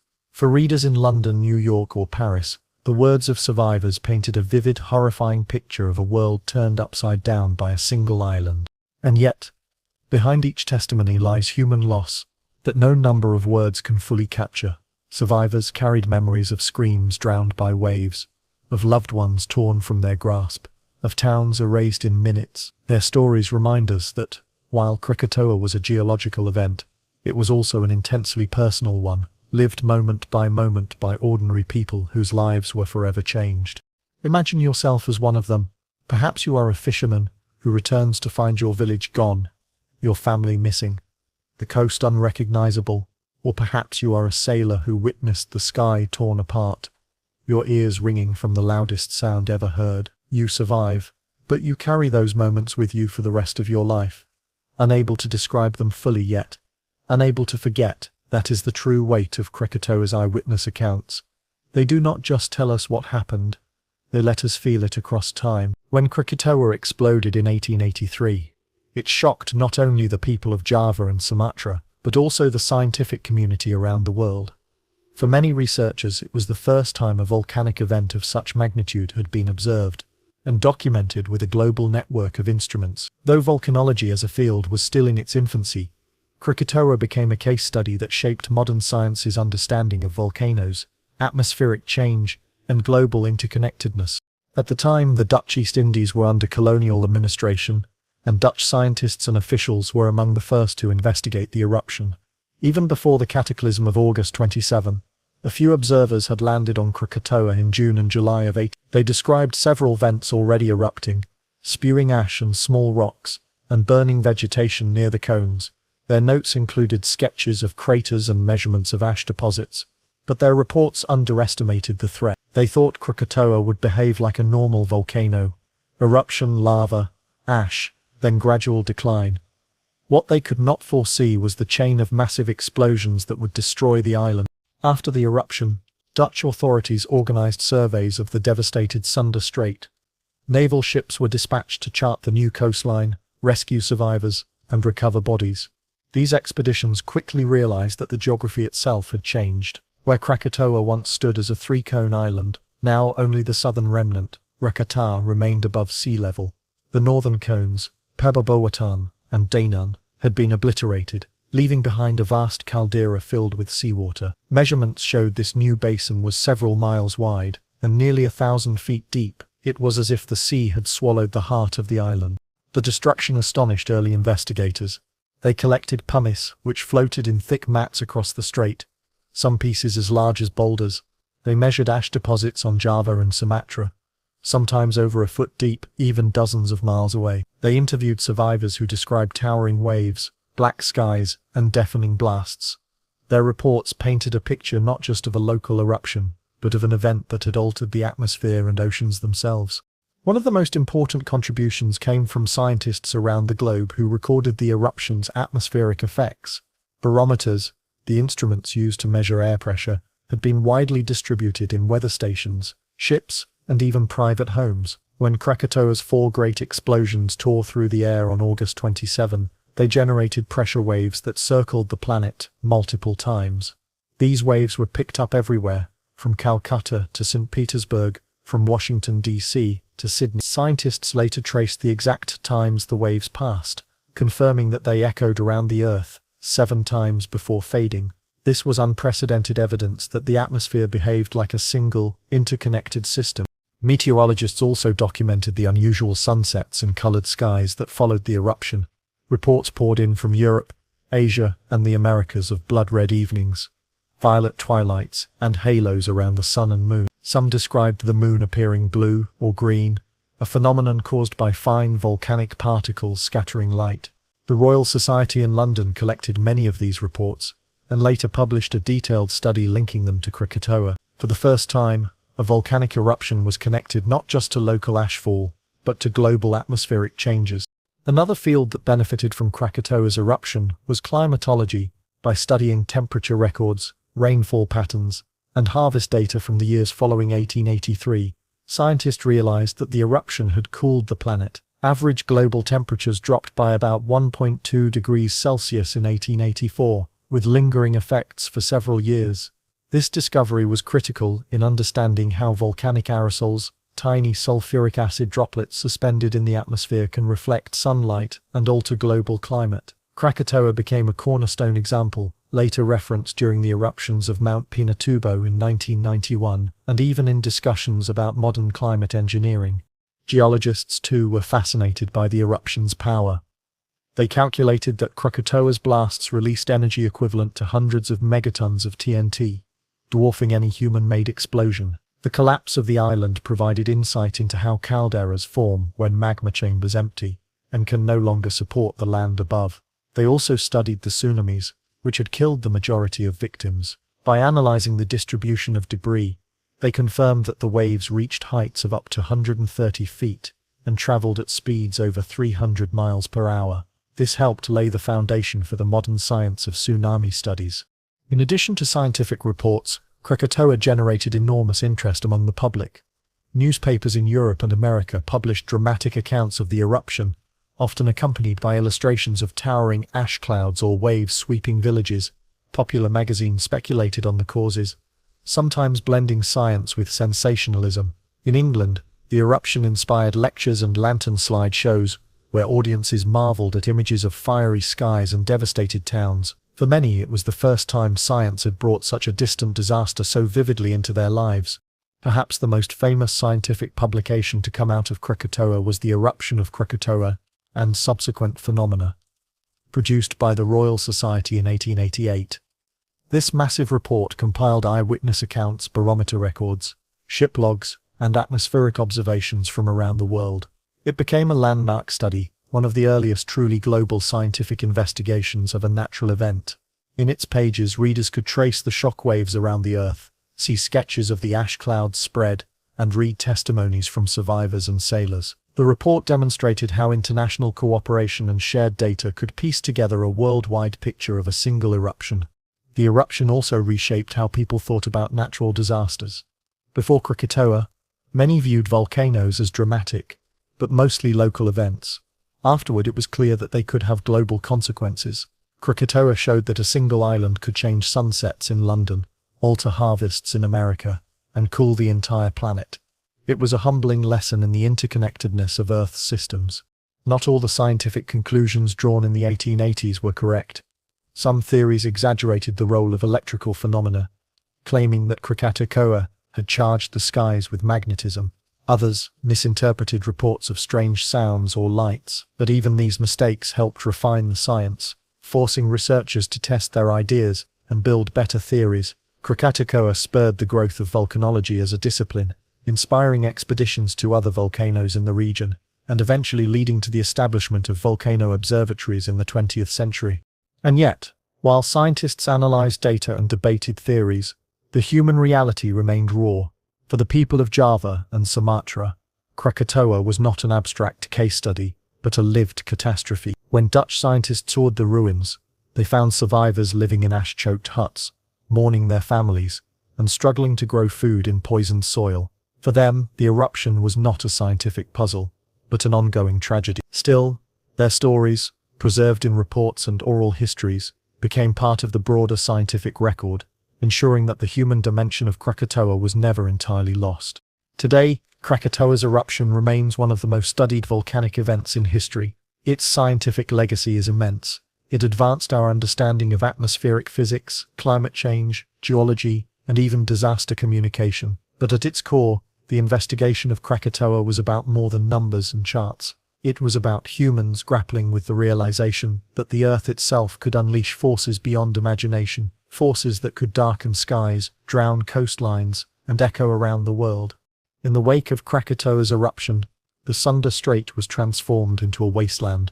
Where once stood bustling ports, fertile rice paddies, and crowded fishing villages, there was now only silence, mud, and ruin. The immediate task after the catastrophe was survival, but as weeks turned into months, the question became, how do you rebuild after nature has erased entire towns? The Dutch colonial administration faced a monumental challenge. Tens of thousands were dead, and many of the survivors were homeless, hungry, and traumatized. Entire families had vanished, leaving only orphans and widows. Roads were destroyed, bridges washed away, and harbors clogged with pumice and wreckage. Communication lines were down, making coordination nearly impossible in the first days. Relief had to come by ship, but even that was difficult.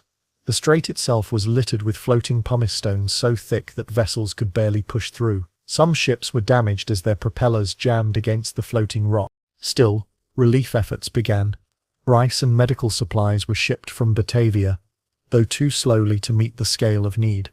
Dutch officials set up emergency camps for survivors, but these quickly became overcrowded and disease-ridden. Cholera and dysentery spread among the displaced, fed by contaminated water and poor sanitation. Aid trickled in, but many survivors depended on their own resilience, sharing food, salvaging materials, and banding together to rebuild huts from debris. One of the first priorities was burying the dead. Along the coasts, corpses lay tangled in wreckage, bloated by seawater and covered in ash.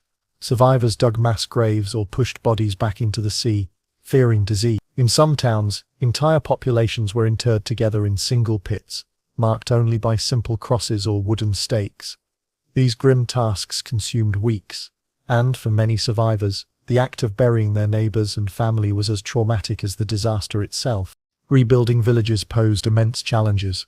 The land itself had changed. Fields were buried under ash or salted by seawater, making them infertile. Wells were choked with mud, forcing people to drink from contaminated streams. Livestock had drowned, leaving farmers without animals to plow fields or carry loads. Fishing boats had been smashed or carried miles inland. Many survivors faced the brutal reality that their old way of life was gone. They would need to start over from nothing. The Dutch colonial government encouraged resettlement to less damaged areas. Some survivors from Anja were moved inland, away from the dangerous coast. Others migrated to nearby towns like Serang or Batavia, seeking work or shelter, but many were reluctant to leave entirely. Despite the horror of the eruption, the coast was their home, the place of their ancestors, their mosques, their cemeteries. Slowly some returned to rebuild huts on the ruins of their villages, planting new crops in whatever soil they could clear. Religious leaders played a crucial role in helping communities recover. Mosques became centers of prayer and gathering, where survivors sought comfort in faith. Imams preached resilience, interpreting the eruption as a divine test. Churches too offered solace, with missionaries helping distribute aid and care for orphans. For many, religion provided the only explanation for what had happened, and the only strength to move forward. Economically, the disaster was devastating. Ports like Anja, once central to trade, were gone, forcing merchants to redirect their routes. Pepper plantations in Sumatra were ruined by ash and saltwater, crippling one of the region's key exports. Rice shortages followed, and prices soared. The Dutch East Indies government faced losses not only in human lives, but in revenue, as entire districts ceased to function. Insurance companies in Europe received claims from shipping firms and traders who had lost cargo to the eruption and tsunami. For years, the strait's economy limped along, struggling to recover from the blow. Yet out of destruction came opportunities for new beginnings. In some areas, the eruption's ash actually enriched the soil after several years, making it fertile again. Farmers who persevered found their crops eventually growing well, though the wait was long and painful. Forests slowly returned, sprouting from the pumice-choked land. Nature, as always, began its cycle of renewal. Psychologically, rebuilding was harder. Survivors lived with constant fear that Krakatoa might erupt again. Every tremor, every rumble of thunder sent waves of panic through communities. Children had nightmares. Adults flinched at the sound of waves. Trauma lingered in stories, passed from one generation to the next. Villagers told their children never to trust the sea, never to forget the fire mountain. Oral traditions framed the disaster as both a warning and a lesson. Respect the forces of nature, for they are stronger than any empire. For the Dutch, the disaster was both a tragedy and a challenge to their authority. Colonial power rested on the idea that the Dutch could control and manage the land, bringing order to the Indies. But Krakatoa exposed the limits of that power. No empire could control a volcano or stop a tsunami. Relief efforts, though earnest, revealed how unprepared the administration was for such a catastrophe. In some ways, Krakatoa undermined colonial confidence, reminding both rulers and subjects that nature was the true master of the islands. As years passed, new towns grew in place of the old. The ruins of Anjer became a ghostly reminder of the disaster. But trade shifted to other ports along Java's coast. Lampung province in Sumatra was resettled, its fields replanted. Survivors rebuilt homes with stronger foundations where possible. Though poverty often forced them back into fragile huts, the memory of Krakatoa lingered, shaping how communities thought about risk and resilience. Interestingly, the eruption also spurred scientific rebuilding. In the aftermath, the Dutch began to take volcanology more seriously. Though they lacked modern technology, they recognized the need to monitor mountains and record eruptions. Krakatoa became a symbol of the dangers lurking beneath the archipelago's many volcanoes. Over time, this awareness led to the establishment of observatories and research centers, which helped protect future generations. Imagine the scene a year later. In 1884, a villager returns to the coast where his family once lived. The land is scarred, covered in ash, but small shoots of green are poking through. He builds a hut from salvaged timber, plants rice in a patch of soil cleared of pumice, and prays that the earth will be kind. At night he looks across the strait at the ruins of Krakatoa, its jagged cliffs still smoking faintly, and wonders if it will ever roar again. Rebuilding after Krakatoa was slow, painful, and incomplete. Some towns were never restored, their names fading into memory.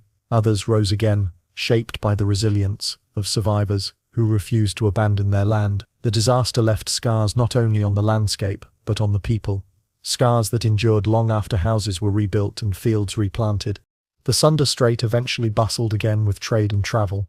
Ships once more passed between Java and Sumatra, though many sailors glanced uneasily at the sight of Krakatoa, remembering the day the sea and sky had turned against them.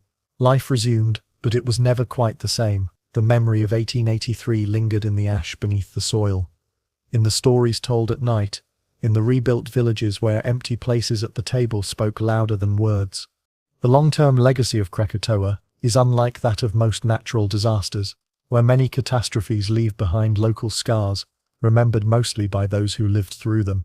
Krakatoa imprinted itself on the entire world. Its explosion echoed in science, culture, art, religion, and even the way humanity thinks about its relationship with the planet. More than a century later, the story of 1883 is still told, not just as a cautionary tale of volcanic power, but as a turning point in how we understand global interconnectedness. For the Dutch East Indies, the immediate legacy was one of trauma. Communities along the Sunda Strait rebuilt, but the memory of August 27 remained sharp for generations. Oral traditions kept the story alive. Parents told children of the day when the sea ate the land and when the fire mountain roared so loud the heavens shook. In Java, some saw the eruption as divine punishment. In Sumatra, it became folded into local myths of gods, angry at human arrogance. Even today, Indonesian folklore contains echoes of Krakatoa, often framed as a reminder of humility before nature. In colonial memory, Krakatoa became both a symbol of vulnerability and resilience. The Dutch administration recognized how helpless their authority had been in the face of nature. No empire, no matter how powerful, could control a volcano or stop a tsunami. Yet they also used the rebuilding process to demonstrate their continued presence. Highlighting relief efforts as proof of colonial order, the disaster exposed the limits of empire but also reinforced its narrative of management and recovery. Beyond the Indies, Krakatoa became a global phenomenon. The eruption coincided with an age of expanding communication. Telegraph lines connected continents, newspapers delivered reports within days, and a literate public was eager for news of exotic catastrophes. Within weeks, details of the eruption were being read in London, New York, and Paris. The story gripped the imagination, an island exploding so violently that it was heard thousands of miles away, skies darkened around the world, seas rising to erase entire towns. For people who had never heard of the Sunda Strait before, Krakatoa became shorthand for the awesome, terrifying power of nature. The eruption also reshaped art and literature. Writers seized upon the imagery of red skies and roaring seas. Poets likened the sunsets to the end of days, painting the eruption as a metaphor for destruction and renewal. Artists captured the fiery twilights that lingered for years, their canvases glowing with colors born of volcanic dust. Edvard Munch's The Scream, painted a decade later, is often linked to the Krakatoa sunsets he saw over Norway in his youth. The red, swirling sky of the painting has become one of the most iconic expressions of existential dread, an indirect but enduring echo of politically and religiously. Krakatoa's legacy was also significant. Some Christian groups interpreted the eruption as a sign of the approaching apocalypse, citing biblical verses about the sun darkening and the seas roaring. In Asia, Islamic leaders pointed to the disaster as a divine warning, calling for greater piety. Even in secular societies, the eruption fed anxieties about humanity's fragility. At a time when industrial progress was celebrated and empires spanned the globe, Krakatoa reminded the world that human achievements could be undone in hours by forces far older and more powerful. The scientific legacy was even deeper. The Royal Society's 1888 report on the eruption became a landmark in collaborative science. For the first time, data was pooled from across the world: barometer readings, weather reports, eyewitness accounts, creating a comprehensive picture of a global event. This laid the groundwork for modern meteorology and climatology. Krakatoa proved that a volcano could change not just local weather but the global climate, influencing rainfall in India, frosts in Europe, and crop failures in North America. It was an early warning that the Earth's systems are delicate and interconnected, a lesson that resonates today in conversations about climate change. Krakatoa also advanced volcanology. Scientists began to pay closer attention to calderas, tsunamis, and atmospheric effects. The eruption showed that when a volcanic island collapses into the sea, it can generate waves far larger than any storm. This knowledge later influenced tsunami research and preparedness, though it would take tragedies in the 20th and 21st centuries to fully develop warning systems. Still, Krakatoa was a turning point in understanding how volcanoes work and how dangerous they can be to coastal populations. In popular imagination, Krakatoa became legendary. Newspapers sensationalized it, calling it the loudest sound ever heard, and the day the world shook. Books and plays dramatized the event, often with exaggerations, some claiming millions died, others inventing fantastical details. In the 20th century, movies and novels carried the story forward. The 1969 adventure film Krakatoa, East of Java, humorously misnamed, since Krakatoa lies west of Java, turned the eruption into a swashbuckling spectacle. Even though Hollywood took liberties, the fact that Krakatoa was still a household name, nearly a century later, shows how deeply it had penetrated cultural memory. But perhaps the most intriguing part of Krakatoa's long-term legacy is that it did not end in 1883. The island, shattered and drowned, was not gone forever. In 1927, fishermen noticed steam and bubbling water rising from the caldera where Krakatoa once stood. Over the next few years, a new island emerged from the sea. They named it Anak Krakatoa, child of Krakatoa. This volcanic child grew steadily, erupting often, adding new layers of rock and ash. It was as if the old volcano, destroyed in 1883, was reborn. Anak Krakatoa still erupts today, a living reminder that the forces which destroyed so much in 1883. For Indonesians, Anak Krakatau carries both fear and fascination. It is a tourist destination, a scientific laboratory, and a symbol of resilience. Yet it is also dangerous. In 2018, part of Anak Krakatau collapsed into the sea, generating another deadly tsunami that killed more than 400 people along the coasts of Java and Sumatra. The echoes of 1883 are not just historical, they continue to shape lives in the present. Globally, Krakatoa continues to serve as a metaphor for sudden transformative change. Writers speak of Krakatoan events to describe anything that reshapes history in an instant. Scientists use the eruption as a benchmark when studying climate effects of volcanoes. Disaster planners cite it as an example of why early warning systems are essential. Even in casual conversation, Krakatoa is invoked as shorthand for explosive force. Few other volcanoes, perhaps only Vesuvius or Tambora, have achieved such mythic status. The legacy of Krakatoa is also a legacy of humility. In the 19th century, the world was entering an age of technological optimism. Railways, telegraphs, and factories were transforming human society. Yet Krakatoa reminded everyone that nature could still outmatch all human inventions. An island most Europeans had never heard of could explode with such force that it changed the colors of sunsets in London, disrupted harvests in America, and froze trees in Alaska. The message was clear: humanity was powerful, but nature was mightier still. Imagine then, the survivors of 1883 decades later, telling their grandchildren about the day the sky turned black, the sea rose up, and the world seemed to end. Those children would grow up with the memory of Krakatoa woven into their identity, a story of loss and resilience, destruction and renewal. And for the rest of the world, Krakatoa became a symbol of the planet's vast, unpredictable power, a reminder that the Earth's voice can roar loud enough to be heard by all. Krakatoa's eruption of 1883 occupies a unique place in human history, a blend of science, tragedy, myth, and memory that few natural events can equal. More than a volcanic outburst, it was a moment when the Earth reminded us of its raw, unrestrained power. The legacy stretches across disciplines, from geology to art, and across continents, from the shores of Java to the streets of London. Yet, beyond the global headlines and the scientific reports, Krakatoa's place in history is rooted in the lived experiences of those who endured it, and in the echoes it left behind in our collective memory. For Indonesians, Krakatoa remains both a wound and a symbol. Oral traditions passed down through generations retell the eruption as both history and myth. The fire mountain that destroyed, the black seas that swallowed, the gods that roared. These stories preserve not just facts but emotions. The fear, the grief, the awe.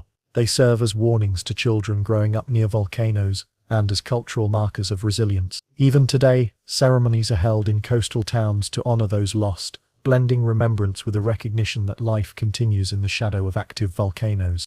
In the wider world, Krakatoa became a metaphor.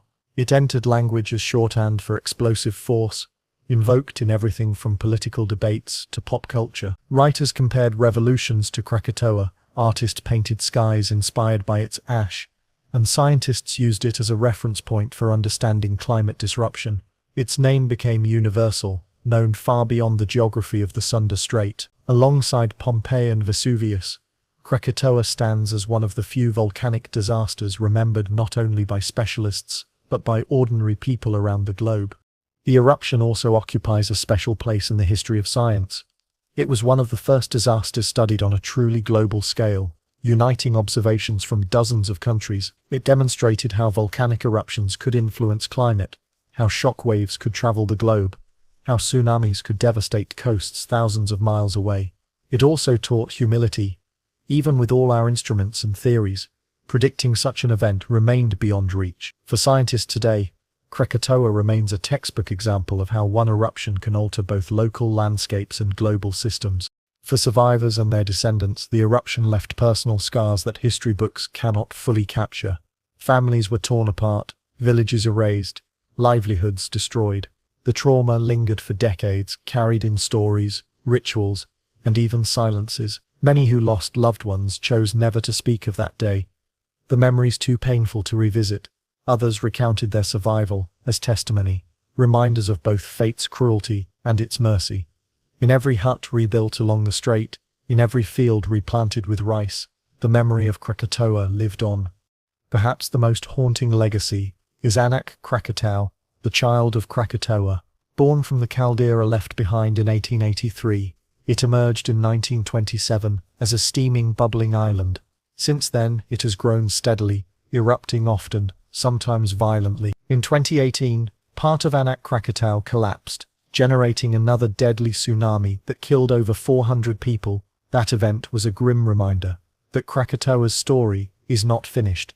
The same forces that destroyed the island in 1883 still simmer beneath the Sunda Strait, waiting for their moment. The child of Krakatoa is proof that destruction and renewal are bound together, that nature's cycles are endless. In memory, Krakatoa is more than disaster. It is a lesson.